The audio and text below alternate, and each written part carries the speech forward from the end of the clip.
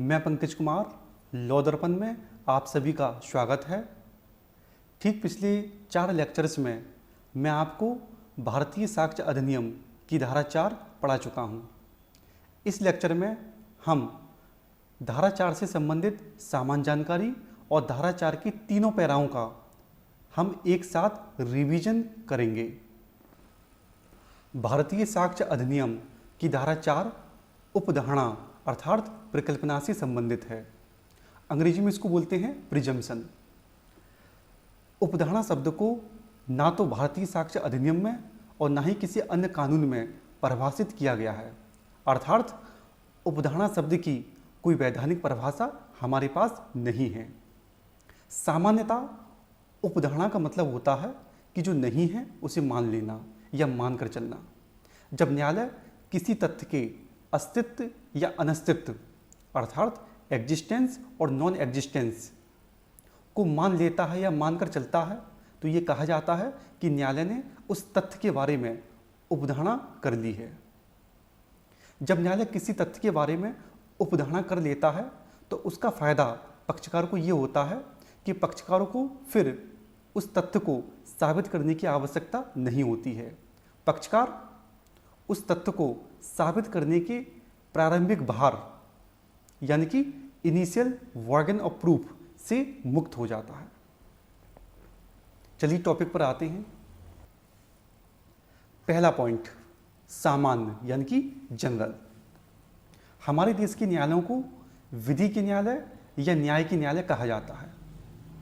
विधि के न्यायालय साक्ष्य एवं सामग्री पर चलते हैं, मामले के सिद्ध हुए तथ्य एवं परिस्थितियों पर चलते हैं, विधि के सामान्य सिद्धांतों पर चलते हैं, लेकिन विधि के न्यायालय उपधारणा पर नहीं चलते।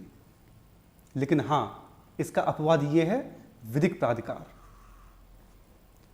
अगर कानून से मतलब है यहाँ पर भारतीय साक्ष्य अधिनियम से, अगर कानून खुद कहता है कि न्यायालय तथ्य के बारे में उपधारणा कर सकेगा या करेगा तो ये एक अपवाद होगा। लेकिन सामान्यतः जो न्यायालय हैं वो उपधारणा पर नहीं चलते। ठीक। दूसरी बात, जो उपधारणा होती है वो केवल तथ्य की होती है, विधि की कोई भी उपधारणा न्यायालय नहीं करता है। और तथ्य की उपधारणा न्यायालय तभी करता है जब 3 अपेक्षाएं पूरी होती हों। पहला, विधिक प्राधिकार। भारतीय साक्ष्य अधिनियम की जिस धारा के तहत न्यायालय को तथ्य की उपधारणा करने का विधिक प्राधिकार है वो धारा आपको दिखानी पड़ेगी। दूसरा, जिस धारा के तहत उपधारणा करने का विधिक प्राधिकार है उस धारा के जो अपेक्षित प्रारंभिक संविधिय तथ्य हैं वो पक्षकार को साबित करने पड़ेंगे। अपेक्षित प्रारंभिक संविधिय तथ्य यानी कि रिक्विजिट प्रिलिमिनरी स्टैट्यूटरी फैक्ट, ठीक, ये पक्षकार को साबित करने होंगे। और तीसरी बात, जो उपधारित तथ्य है उसको विपक्षी द्वारा खंडित या असिद्ध ना किया गया हो। अगर ये 3 शर्तें पूरी होती हैं, ये 3 अपेक्षाएं पूरी होती हैं, तभी न्यायालय तथ्य के बारे में उपधारणा कर सकेगा या करेगा। अब हम बात करते हैं भारतीय साक्ष्य अधिनियम की धारा 4 के प्रावधान के बारे में। धारा 4 में 3 पैरा हैं। पैरा 1 मे प्रिज्यूम, पैरा 2 शैल प्रिज्यूम, पैरा 3 कंक्लूसिव प्रूफ। सबसे पहले हम बात करते हैं पैरा 1 के बारे में, यानी कि मे प्रिज्यूम के बारे में। मे प्रिज्यूम में न्यायालय के पास न्यायिक विवेक होता है, यानी कि न्यायालय के पास ये ऑप्शन होता है कि वो तथ्य के बारे में उपधारणा कर भी सकता है, नहीं भी कर सकता है। अगर न्यायालय तथ्य के बारे में उपधारणा करता है तो न्यायालय तथ्य को साबित हुआ मान सकेगा और फिर पक्षकार को अपने तथ्य को साबित करने की आवश्यकता नहीं होगी, यानी कि पक्षकार इनिशियल बर्डन ऑफ प्रूफ यानी कि प्रारंभिक सिद्ध भारता से मुक्त हो जाएगा। लेकिन अगर न्यायालय तथ्य के बारे में उपधारणा नहीं करता है तो न्यायालय पक्षकार से कहेगा कि हम आपके तथ्य के बारे में कोई उपधारणा नहीं कर रहे हैं, कृपया एविडेंस लाकर अपने तथ्य को साबित करो, यानी कि सबूत की मांग करेगा न्यायालय। ठीक। एक बात और, मे प्रिज्यूम की जो उपधारणा है ये खंडनीय है। अगर न्यायालय तथ्य के बारे में उपधारणा करता है तो जो विपक्षी है उसे परेशान होने की आवश्यकता नहीं है। विपक्षी को यह अधिकार है कि वो विपरीत साक्ष्य लाकर तथ्य को ना साबित करके उपधारणा को खंडित कर सकता है। तो ये आपका मे प्रिज्यूम है। मे प्रिज्यूम से संबंधित जो प्रावधान है इंडियन एविडेंस एक्ट में वो ये दे रखे हैं 86, 87, 88, 88A, 90, 90A, 113A, 114। ये प्रावधान आपको याद होनी चाहिए। ये सारे के सारे सेक्शंस ये सब मे प्रिज्यूम से संबंधित हैं। अब आते हैं हम पैरा 2 में, सेल प्रिज्यूम। ये आपका आज्ञापक है, मैंडेटरी। इसमें न्यायालय के पास कोई भी ऑप्शन नहीं होता है, नो ऑप्शन। इसमें न्यायालय को तथ्य के बारे में उपधारणा करनी ही होती है। सेल प्रिज्यूम में न्यायालय के पास कोई विकल्प नहीं होता, कोई ऑप्शन नहीं होता। इसमें न्यायालय को तथ्य के बारे में उपधारणा करनी ही होती है। और जब न्यायालय तथ्य के बारे में उपधारणा करेगा तो न्यायालय तथ्य को साबित मानेगा। लेकिन हाँ, विपक्षी को परेशान होने की जरूरत नहीं है। सेल प्रिज्यूम की जो उपधारणा है ये भी खंडनीय है।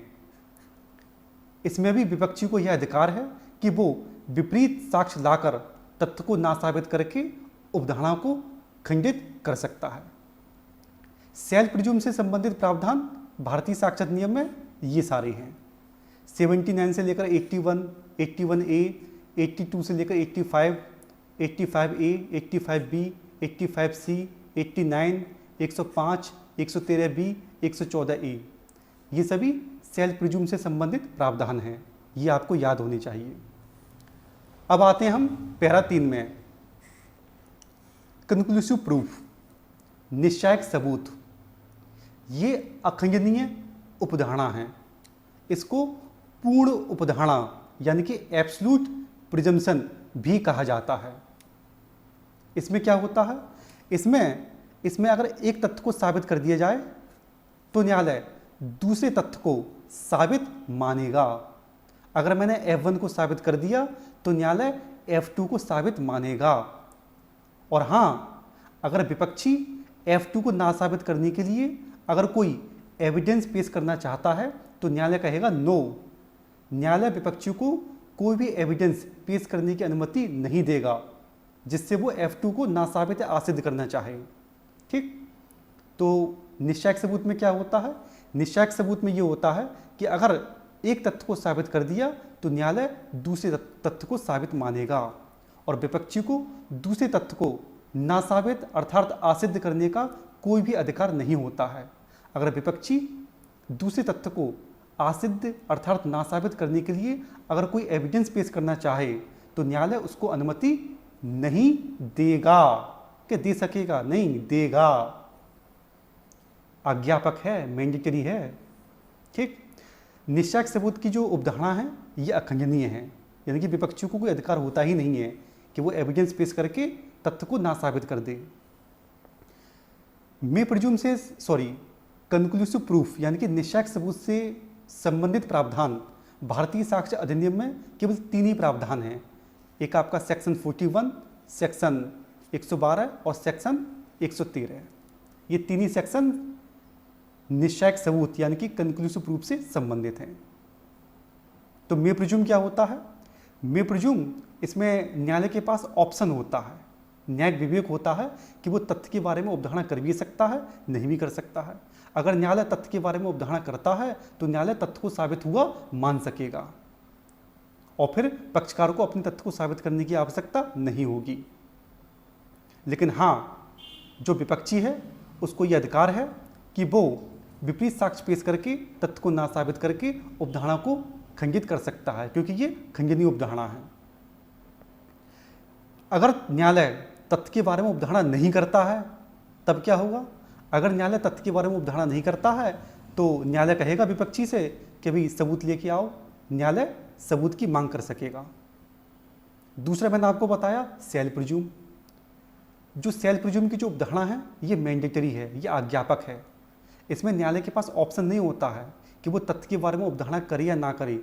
इसमें न्यायालय को तथ्य के बारे में उपधारणा करनी ही पड़ेगी यानी कि न्यायालय तथ्य का एग्जिस्टेंस मानकर ही चलेगा। ये भी खंडनीय है। विपक्षी को परेशान होने की जरूरत नहीं है। विपक्षी के पास ये अधिकार रहता है कि वो विपरीत साक्ष्य पेश करके तथ्य को ना साबित करके उपधारणा को खंडित कर सकता है। तीसरा मैंने आपको बताया कंक्लूसिव प्रूफ। ये आपकी अखंडनीय उपधारणा है, पूर्ण उपधारणा है। इसमें एक तथ्य को साबित कर दो तो न्यायालय दूसरे तथ्य को साबित मानेगा, और उस दूसरे तथ्य को ना साबित करने के लिए अगर विपक्षी पार्टी अगर कोई एविडेंस पेश करना चाहे तो न्यायालय उसको एविडेंस पेश करने की अनुमति नहीं देगा। कि दे सकेगा, देगा, बाध्यकारी है न्यायालय के लिए। ठीक, तो ये आपका मे प्रिज्यूम, शैल प्रिज्यूम और कंक्लूसिव प्रूफ, और उससे संबंधित प्रावधान ये आपको याद होने चाहिए। तो ये आपका सेक्शन 4 यानी कि प्रिजम्पशन, उपधारणा से संबंधित लेक्चर था। हालांकि ये सब बातें मैं आपको पिछले लेक्चर्स में बता चुका हूँ, इसमें हमने केवल रिवीजन किया है। मैं उम्मीद करता हूँ कि सेक्शन 4 आपकी समझ में भली भांति आ गया होगा। इस लेक्चर में इतना ही। बने रहिए हमारे साथ। मैं पंकज कुमार।